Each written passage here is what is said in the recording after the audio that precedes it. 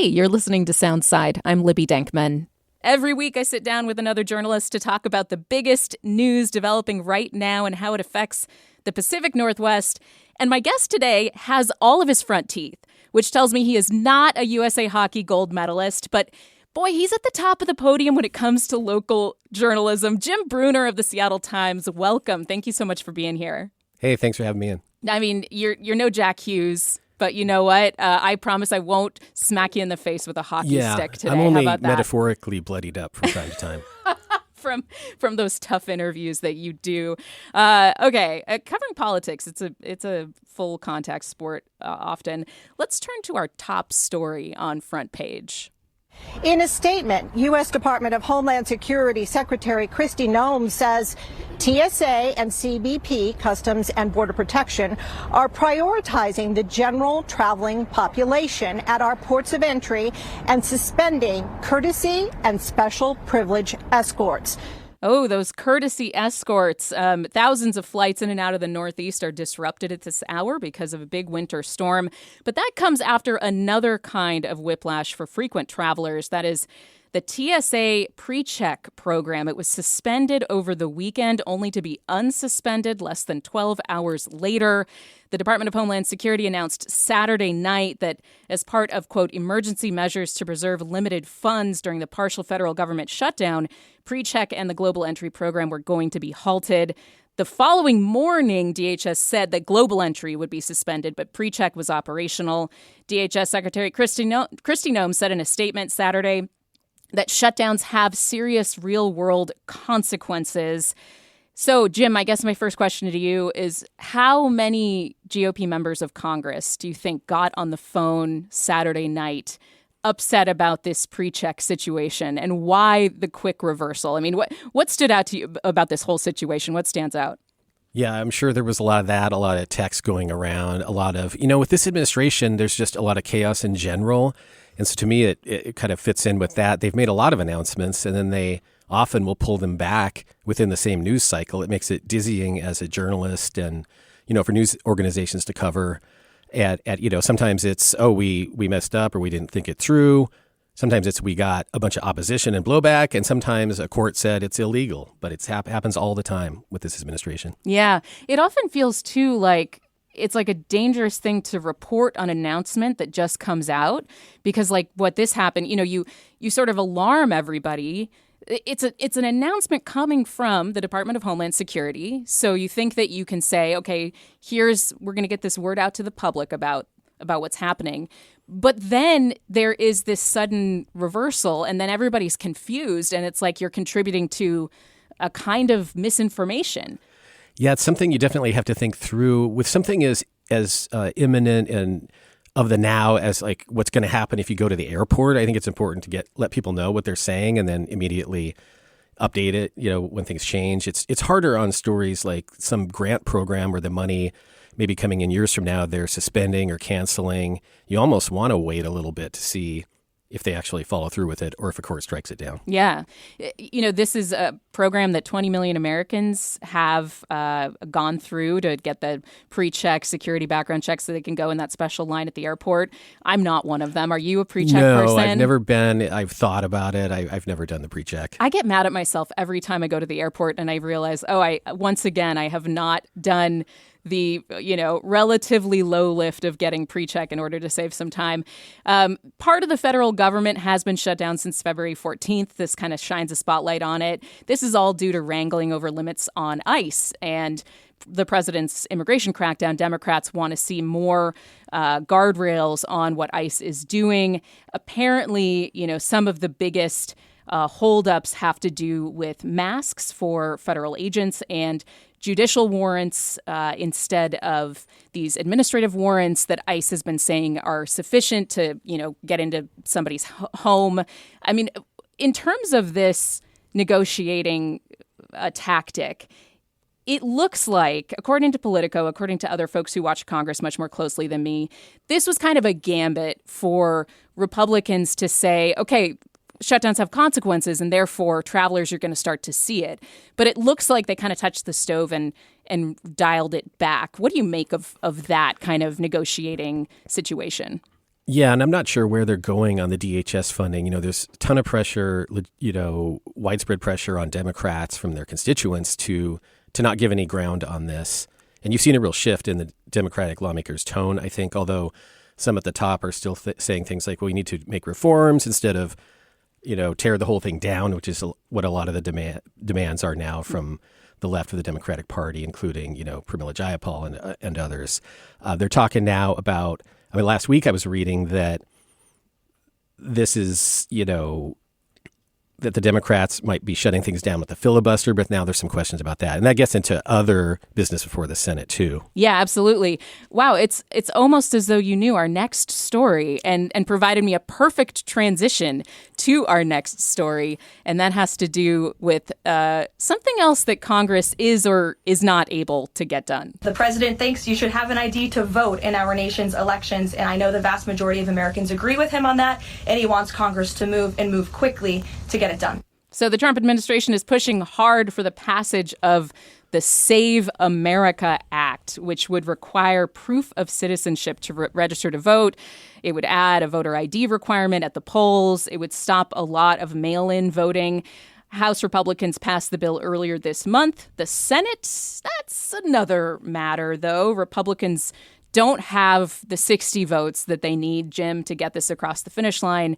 GOP leaders, however, are reportedly considering forcing Democrats to use what's known as a talking filibuster to try to block the SAVE Act. So this has not been done since the 70s. It's the old, Mr. Smith goes to Washington style, talk as long as you can, hold the floor, you gum up the works style filibuster.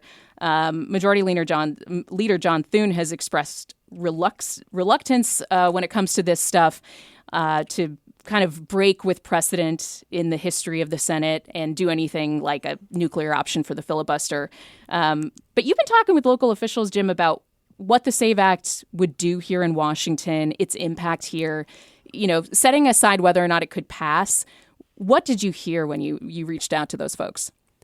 Yeah, some local and state, elections administrators, people who actually run the elections. And, it's worth remembering elections are very decentralized. The federal government really isn't supposed to be running the elections. They're trying to now. And although they can try to set some standards. And even the Secretary of State's office similarly has an oversight role, but it's the county elections administrators in each county that are counting the votes, getting the ballots.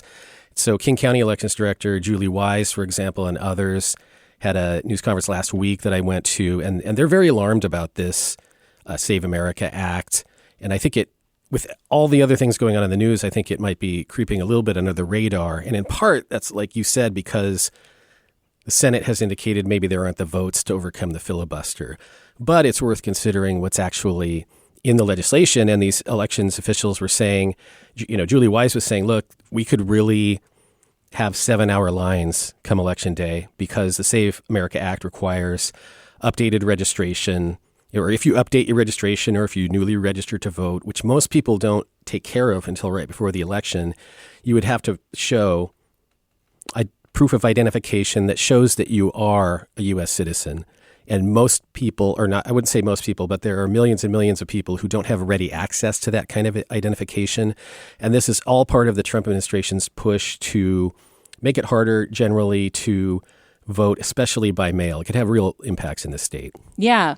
And the infrastructure that's shifted in the years since we moved to mostly mail voting, it would all have to change. If suddenly it was a lot harder to vote by mail, if suddenly you had to do this kind of verification, and lines are a form, according to, many voting experts, they're a form of voter suppression, right? Yeah, and there's something that we're not used to. You used to maybe have to stand in lines back when we had in-person classic poll voting. Now people are generally not standing in lines. There are instances at voting centers and things like that if you do need to get your registration updated. But I think elections administrators here are really wondering how you would even implement some of these requirements. For example, we're a vote by mail state, so you can't come in and show an ID, for example. So this act calls for things like photocopies of some kind of ID or an affidavit attesting that you have this valid ID and your ballot might be made provisional, for example. And the elections administrators are talking about if this were to actually pass and get signed into law, they might have to bifurcate the elections so that you have one ballot that's a little different for federal elections, and then they try to revert or stay with the old requirements that are looser for state elections. Oh, wow. State offices. Why are Republicans pushing for this? Why does President Trump believe this is necessary? The arguments have been longstanding about undocumented people, unauthorized immigrants voting. Very little scant evidence that this happens at all, let alone that it affects election outcomes. I mean, it's worth remembering that it's hard to think that this would be being proposed and pushed so strongly if not for Donald Trump's continued just lies about the 2020 election or delusions or whatever you want to call it. He's still at some instances saying that he won and that the only way that the Democrats can win if they cheat. The idea of showing ID to vote is actually a popular idea on the top line if you look at polling. But when you get down into what they're really trying to do here, they're chasing a phantom of voter fraud that hasn't existed. I was reminded today, I was looking at the story again about 2,000 Mules, the documentary that's purported to show a bunch of fraud. They had to retract that entire thing and apologize it.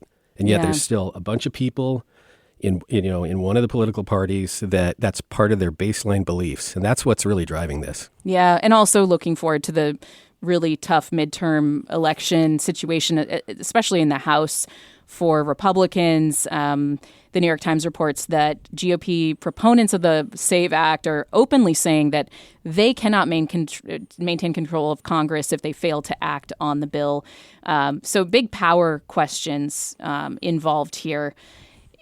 If there's, one, possibility of passage for Republicans, again, it would be adjusting rules in Congress. That's something that John Thune has said he won't do. I'm just thinking about the number of octogenarians in, the Senate in terms of Democrats and how they would actually have to trade off shifts of holding the floor. If this actually comes down to a voice filibuster, the way that Republicans are saying it should, I'm just here going to play Mike Lee of Utah, who is a senator who's a big proponent of pushing that tactic on the GOP side. Filibustering senators should be required to speak. If they don't want this law, let them explain that at length to the American people until they are no longer able to do so. So they wouldn't be able to just do the roll call vote that they usually do.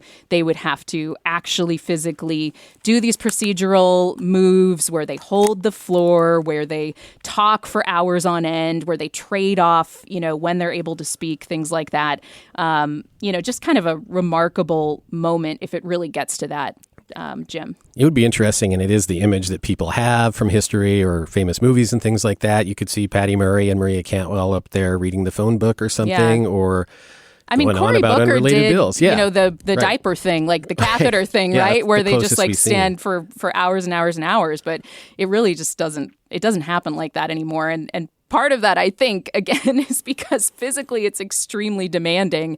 And it also just leads to chaos in terms of the number of amendments that Republicans don't want to have to take votes on really contentious stuff leading up to re-election campaigns, that are going to be happening over the summer and into the fall. But this whole process, if there's a voice filibuster, you better believe the Democrats are going to have them taking votes on all sorts of touchy stuff. Yeah, and it's super interesting when you think about the filibuster, when the Democrats are in power, they have been very critical of it, and they say it's prevented them from passing legislation they want. And yet, when you're in the minority, it looks pretty good if you're able to block something that you think is really destructive to the country. Yeah. Moving from Washington, D.C. to Olympia, Washington. I've said multiple times that any bill I sign must send a significant percentage of the revenue back to Washington families and small business owners. We are not there yet, and we are still not close to being there. So that is Governor Ferguson. He was speaking about what he wants to see when it comes to the revenue from the Millionaire's tax and how that Millionaire's tax is structured. Lawmakers are moving into the home stretch of this short session in Olympia. The State House Democrats and State Senate Democrats on Sunday released what's known as their supplemental budget proposals. Each of them totaled close to $78 billion in spending. Both plans, Jim, they're increasing spending. They're also making some cuts. Both plans also assume the passage of this big revenue booster, the so-called Millionaire's tax. What do you make of the budget plans and what you saw out of Sunday's release?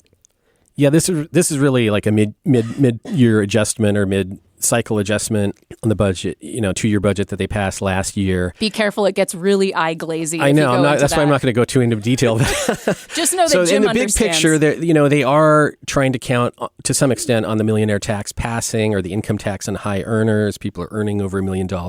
Millionaire tax is kind of a marketing term that the Democrats have put on it.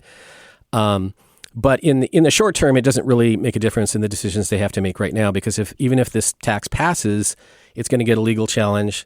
It is going to go to a ballot challenge probably through an initiative, and it wouldn't start collecting money, or the receipts wouldn't start rolling in until I think it's 2029. Yeah. So the Senate Ways and Means Chair June Robinson of Everett, Democrat, she said this has been a particularly challenging supplemental budget to put together. Big cuts to child care funding in these budget proposals, $600 million it's more like $680 million from the Working Connections child care program, really kind of closing a loophole that some people have criticized, where they're paying more in this state program for enrollment rather than attendance for child care. The Washington State Standard had a good breakdown of this. I mean, the biggest debate here, Jim, still seems to be Governor Ferguson is trying to, say, let's put more money back in the pockets of everyday Washingtonians, working class people, also small businesses, if we pass this millionaire's tax.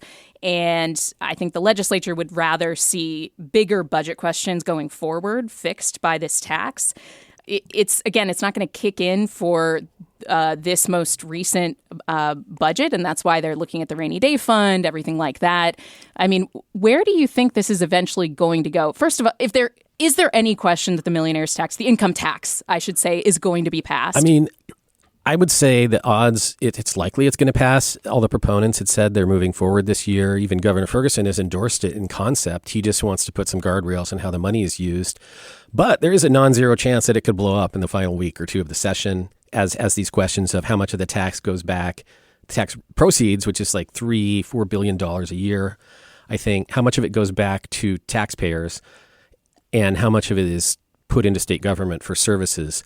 Ferguson has really pushed upping the amount that goes back in tax relief, particularly he's really been focused on small business mainly. He wants to pretty vastly increase the business and occupation tax threshold. So a lot of businesses, if he has his way, would just exempt them. Yeah, smaller businesses wouldn't even pay that tax anymore. And so they would be happy about that. He's also pushed for some, I would say, very limited sales tax relief, not the kind of sweeping tax reform that you might think, where you would cut the state sales tax by, half or a few pennies or something like that.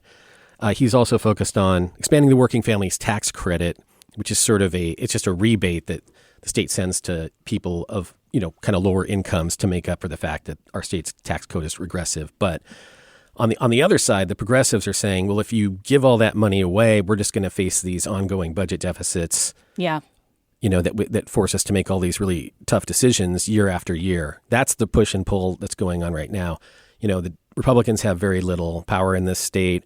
So they're, if this is to be derailed, they would have to get a number of Democrats to kind of join them. Yeah, Travis Couture of Allen, representative, says, in the middle of another predictable multi-billion-dollar deficit, Democrats chose to spend more than Washington was projected to bring in and grow government by another $2 billion. They drained the rainy day fund, launched an unconstitutional income tax, and raided a pension system, all to avoid making hard decisions. Again, Couture and his allies on the right don't really have much power in this situation, but they do have strong words for the direction that the Democrats are moving in. We're going to talk more about that coming up, but just really quick before we go, I want to get to this big viral moment in AI that happened last week and get Jim's take on it. People talk about how much energy it takes to train an AI model, but it also takes a lot of energy to train a human. It takes like 20 years of life and all of the food you eat during that time. That is Sam Altman, the CEO of OpenAI. He was at the AI Impact Summit in New Delhi last week. We just have a couple minutes here, Jim, and there are so many threads to go down. But Sam Altman basically pushing back on critics of AI's and ChatGPT's energy usage by comparing an LLM to a child. Your take? Yeah, I mean, if he was trying to avoid sort of cartoon villain accusations, he kind of slipped up there. I'm sure there was a point he was making. I think he also said that, the wave of panic about layoffs or the recent round of layoffs that have been put out by tech companies, it's overstated the amount that AI is to blame for that. Yeah, AI washing layoffs, which is a really interesting point. Well, and I think there is a point. I mean, tech has had waves of layoffs before. And I see, the AI promoters seem to want to say two things. It's the most innovative, amazing technology ever. It's going to sweep through everything, and therefore, buy our stock. It's to they want their stock prices to rise. And on the other hand, they're kind of saying, well, it's not that big a deal. It's going to be okay. And threading that needle's really rough. And I would say, as somebody who's marginally tried to use AI products, I believe that projections that it's getting more and more sophisticated, but when I try to use it for search, often a very specific search, for example, the first thing that is returned is just incorrect. So, it's about as reliable as the children at this point. It's about as reliable as what you say, like a middle schooler or a high school, like a research project. They have sometimes great wisdom, but, you got to check it. Yeah, always got to check it. I did find, to your point, the AI washing of layoffs to be very interesting. It backs up some Brookings numbers that shows that the jobs that are most exposed in theory to AI replacement, so like sales and marketing, even management jobs, office and, the kind of administrative support jobs, those are not the ones that are seeing, the biggest supposed disruption. So that kind of lends this idea that companies are using AI as cover for those layoffs. Jim Brunner with the Seattle Times, we've run out of time. I do enjoy talking to you about cartoon villainy or perceived cartoon villainy from AI executives, and also just everything happening in the world of politics and local news here. It's been such a pleasure. Thanks for being here. Thanks. Had a good time. Thanks for listening to Soundside. Don't forget you can listen live on KUOW 94.9 Seattle at noon and 8 p.m. Monday through Thursday, or anytime right here online at KUOW.org, or of course on your favorite podcast app.